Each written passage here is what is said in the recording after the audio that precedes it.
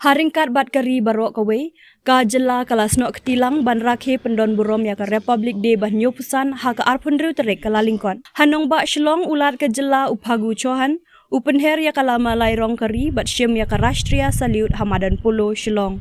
Ha kene kesengi ulat ula aiti ru ya Tirot Singh Award 2024 for Arts and Culture, sya Rising Bor Kurkalang.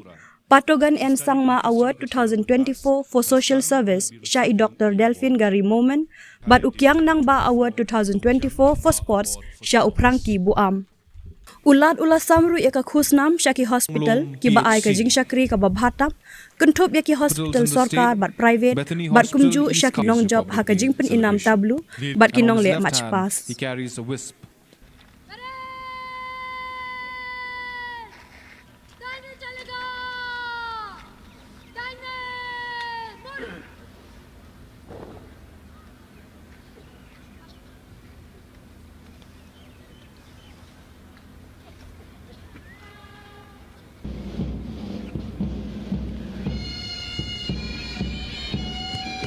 Ladies and gentlemen, gives us immense pride to present to you the 11 marching contingents in this year's Republic Day celebrations.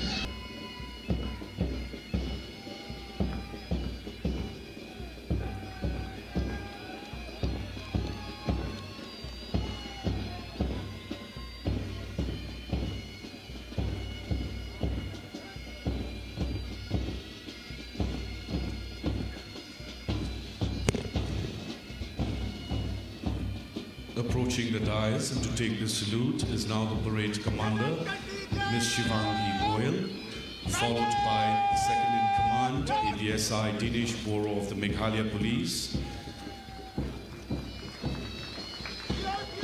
We have the contingent of the Border Security Force led by Sub-Inspector Gaurav Kaushal, the CRPF contingent led by Inspector K. Khote,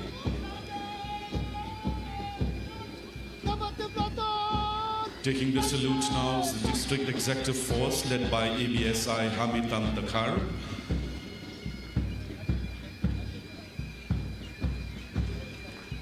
Approaching the saluting dais and taking the salute now is Sikkim Police led by SI Fur Sheringacha.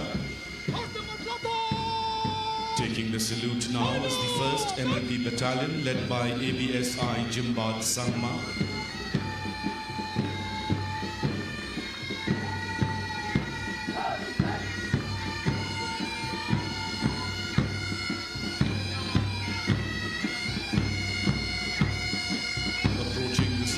And to take the salute now is the Assam Regiment Pipe Band led by Subedar L.J.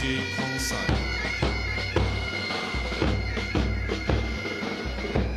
Now is the NCC Boys Contingent led by Senior Under Officer Shandao Khongji.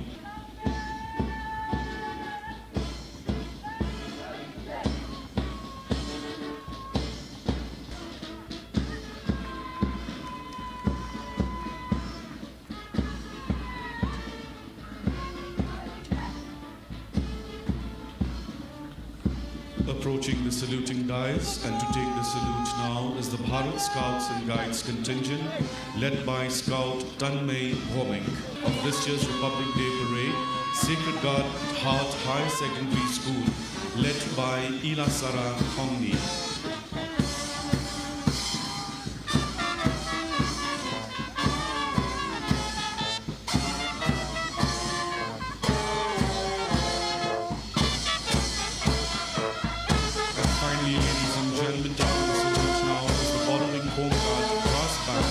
Led by Havildar Prafulla Basumantari.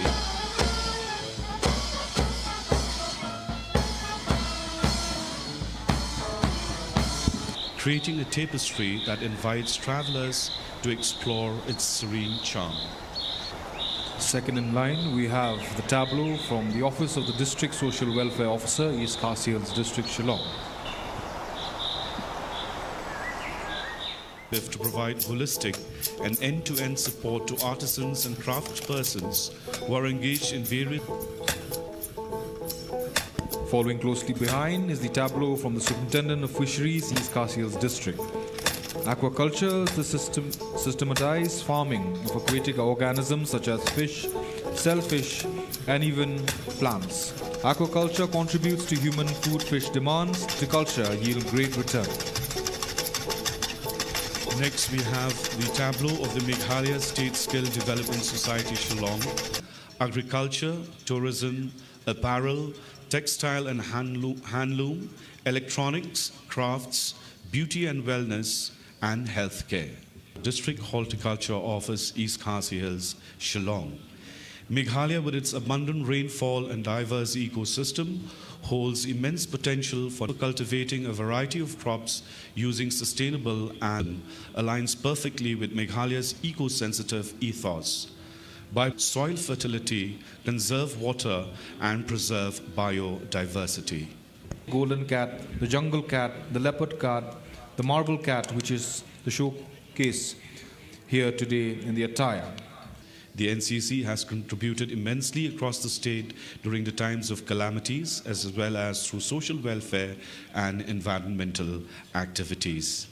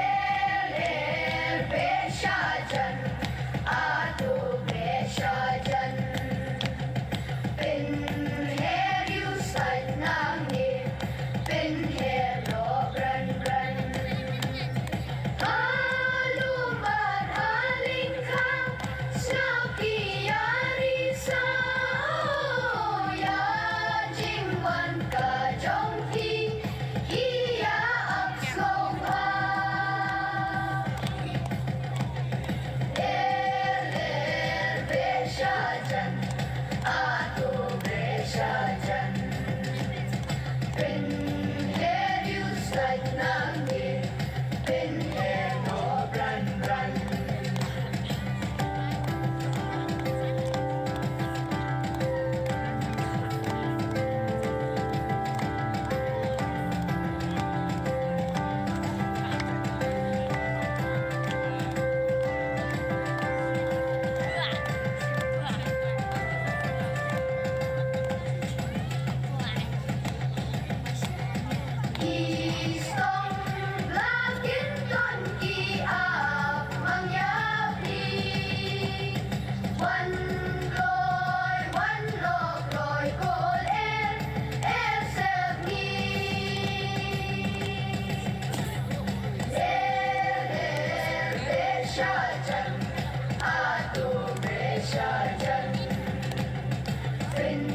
her just nang bin her no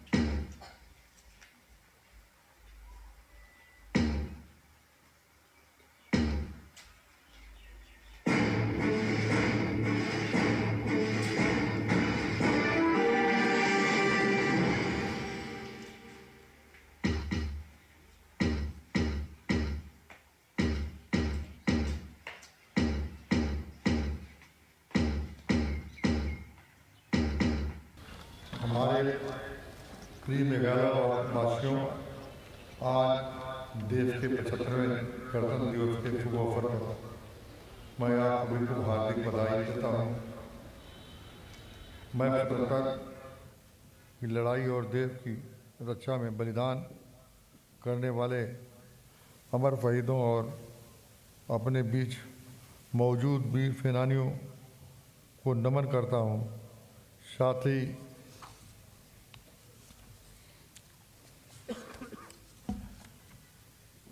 साथ ही border पर तैनात सेना, paramilitary के जवान और आंतरिक सुरक्षा में तैनात पुलिस के जवान को अपनी हार्दिक शुभकामनाएं देता हूं।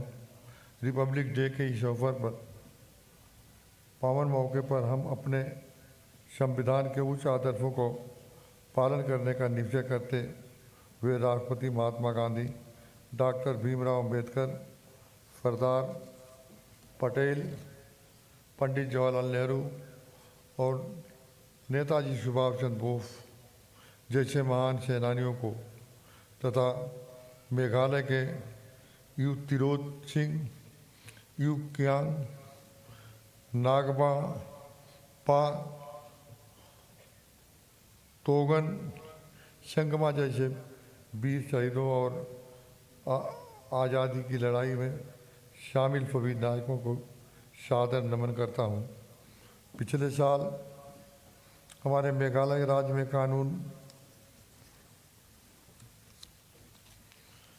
व्यवस्था की स्थिति शांतिपूर्ण रही और हमारे राज्य में सरकार के अस्थायी शांति के लिए प्रतिबद्ध है। हमने असम और मेघालय के बीच सीमा विवाद को सुलझाने में महत्वपूर्ण प्रगति की है। गृह विभाग द्वारा राज्य में पुलिस बल को मजबूत करने के लिए लगभग 3000 खाली पदों पर भर्ती शुरू करने के पुलिस आवास और फायर सेवा को सुधारने जैसे कदम उठाए गए हैं। हाल ही में मेघालय को भारत की माननीय राष्ट्रपति श्रीमती द्रौपदी मुर्मू जी की पहली यात्रा का गौरव प्राप्त हुआ है। इस दौरान उन्होंने तुरा में पाँचवें मेघालय में गेम्स का उद्घाटन तथा महिला जी मेले को संबोधित किया। हमें उनके वचनों को सुनने और शिलांग में उनके स्वागत का मौका मिला। 12 जनवरी 2024 को तुरा में 24 करोड़ रुपए की लागत से बने नए राजभवन के उद्घाटन में गारो हिल्स के लोगों का एक लंबा सपना साकार हुआ।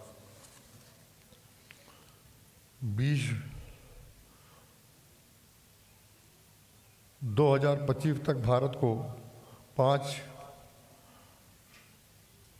मिलियन की इकोनॉमी बनाने के माननीय प्रधानमंत्री जी के टारगेट को अनुरूप मेघालय सरकार के राज्य की जीडीपी दोगुनी करते हुए 2028 तक $10 बिलियन इकोनॉमी बनाने का लक्ष्य रखा है।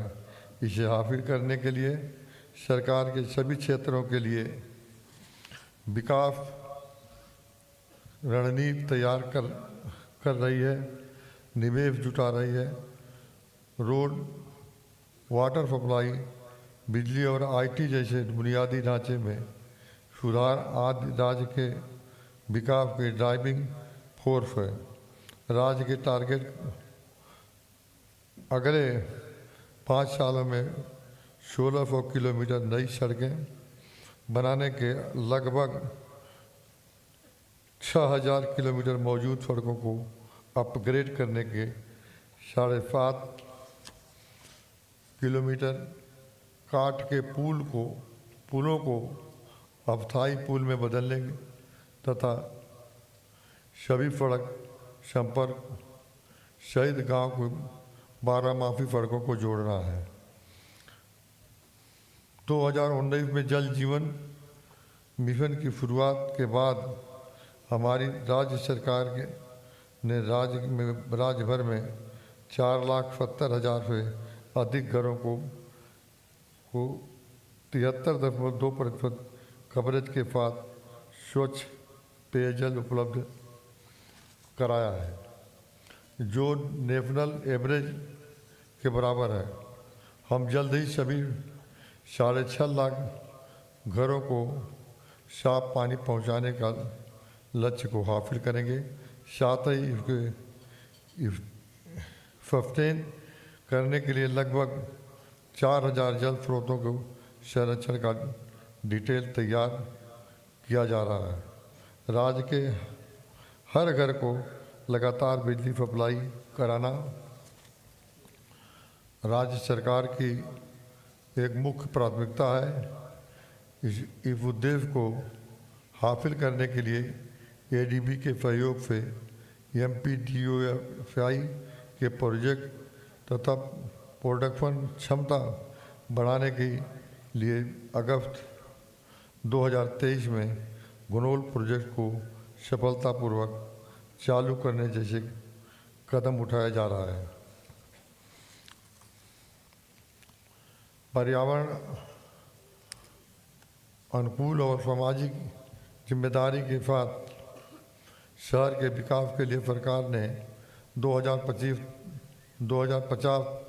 तक इलेक्ट्रिक बसें चलाने, पटरी दुकानदार स्कीम इनके लिए विशेष कानून निर्माण और कदम उठाए हैं। इसके अलावा ट्रैफिक और शहरीकरण की चुनौतियों से निपटने के लिए न्यू शिलांग टाउनशिप के विस्तार और विकास तथा शहर में सामुदायिक भागीदारी सुनिश्चित करने के लिए माई सिटी अभियान जैसे कदम उठाए जा रहे हैं। राज्य सरकार शिलांग में दिल्ली, मुंबई जैसे बड़े शहरों के बीच नियमित उड़ानें शुरू करने के लिए संभावनाएं तलाशने के साथ बलजोग हवाई अड्डे को पूरी तरह से चालू करने के लिए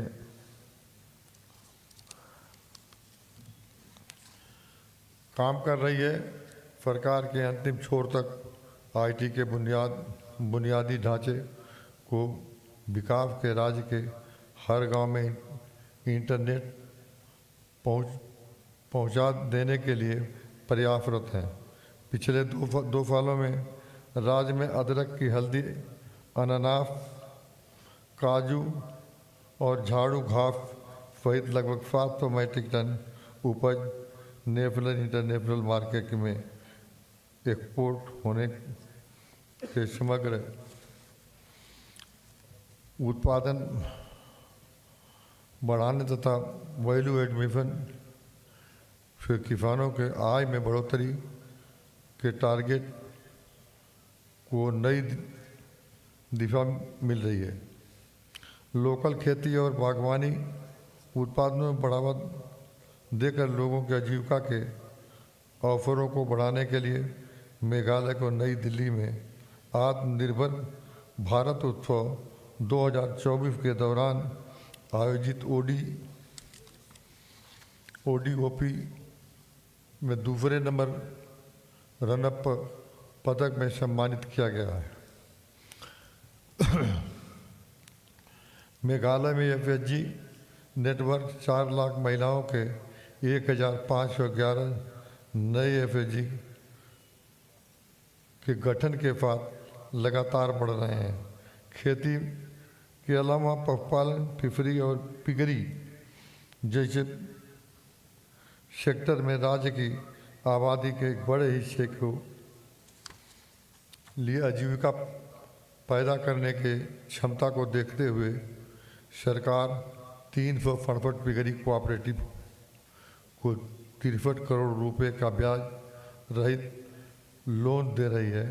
सरकार अगले 5 वर्षों में राज्य में वर्तमान 100 डेयरी कोऑपरेटिव के साथ 100 नए डेयरी कोऑपरेटिव बनाने के मछली उत्पादन को 10,000 मैट्रिक टन तक बढ़ाने का काम कर रही है। इस सेक्टर में सरकार ने अगले 5 सालों में 3 लाख रोजगार के अवसर मुहैया कराने का लक्ष्य रखा है। राज्य सरकार का लक्ष्य मेघालय को भारत के सबसे पसंदीदा पर्यटन केंद्र में बदलने के साथ ही GFDP में इस क्षेत्र में हिस्सेदारी को 10% तक बढ़ाना है। राज्य में पर्यटन को बढ़ावा देने के लिए सरकार मेघालय टूरिज्म होम स्टे योजना, पर्यटक आवास, रेस्तरां और फिल्म एम्पोरियम विकसित करने के लिए 7 लाख रुपए तक की MCD टूरिस्ट टैक्सी खरीद पर 50% तक सब्सिडी जैसी कई योजनाएं लागू की हैं। मेघालय ग्रास रूट के म्यूजिक ग्राम के माध्यम से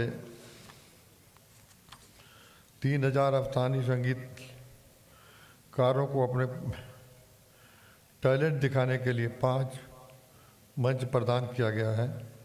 मेघालय में औद्योगिक क्षेत्र की गति देने के लिए सरकार इंडस्ट्रियल और इन्वेस्टमेंट पॉलिसी को अंतिम रूप दे रही है। इस पॉलिसी के तहत पर्यटन, IT, ग्रीन इंडस्ट्री, बिजली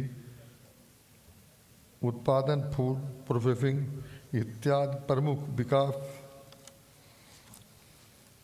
क्षेत्रों को उद्योग का दर्जा दिया जा रहा है। पिछले कुछ सालों में हमारे युवाओं को नौकरी निर्माता बनाने के लिए उद्यमिता को बढ़ावा देना सरकार को बड़ी प्राथमिकता रही है। मेघालय को हाल ही में राष्ट्रीय स्टार्टअप पुरस्कार में शीर्ष प्रदर्शनकर्ता राज्य को पुरस्कार मिलना इन प्रयासों को राष्ट्रीय मान्यता है। प्राइम कार्यक्रम के तहत सरकार 5,500 से अधिक युवा उद्यमियों और 210 स्टार्टअप्स को रिपोर्ट दे रही है। इनमें से 9 प्राइम हब पहले ही चालू हो चुके हैं। CM elevate scheme, Meghalaya inspire आदि कार्यक्रम लगभग 1 लाख रोजगार के नए अवसर पैदा होंगे। सामाजिक क्षेत्र का विकास जैसा शिक्षा, स्वास्थ्य, महिला और बाल विकास क्षेत्र, नागरिक को सामाजिक सुरक्षा इत्यादि हमारी सरकार की एक बड़ी प्राथमिकता है। प्रशिक्षित हेल्थ वर्कर्स की जरूरत को पूरा करने के लिए मेडिकल भर्ती बोर्ड की स्थापना करके चिकित्सा कर्मियों की भर्ती में भी तेजी लाई जा रही है। चीफ मिनिस्टर सुरक्षित मातृत्व स्कीम और लक्षित टीकाकरण के मेघालय में MMR में 50% तथा IMR में 30% की कमी आई है। मेघालय ECDE वर्तमान में 1566 गाँव को नए स्थापित करके और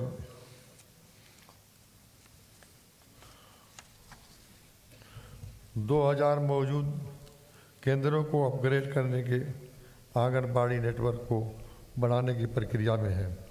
मिशन एजुकेशन के तहत सरकार के चरणबद्ध तरीके से करीब 2000 स्कूल भवनों का निर्माण नवीनीकरण किया जा रहा है। उच्च शिक्षा में कैप्टन विलियम पंगमन स्टेट यूनिवर्सिटी को जल्दी फंक्शनल बनाने के प्रयास किए जा रहे हैं। राज्य सरकार युवाओं को एथलीट टैलेंट को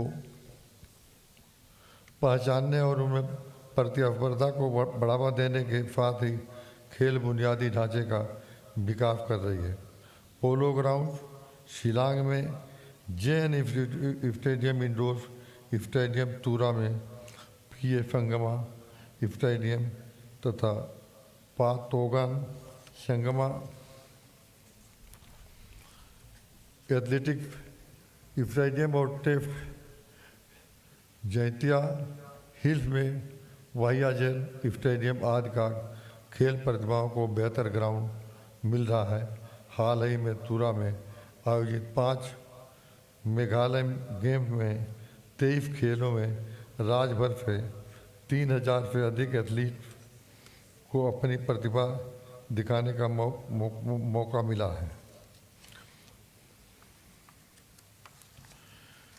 अंत में मैं जन प्रतिनिधियों, राज्य के प्रशासनिक तंत्र, पुलिस कर्मियों, लोकल लीडर, मीडियम और अपने सभी मेघालय वासियों को धन्यवाद देता हूं, जो हमारे खूबसूरत राज्य को हर क्षेत्र में बेहतर और अग्रणी बनाने के लिए लगातार प्रयास कर रहे हैं।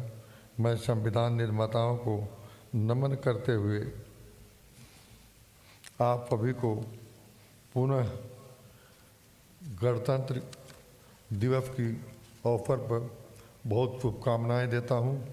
वंदे मातरम, खूब लेई मितेला, जय हिंद, जय भारत।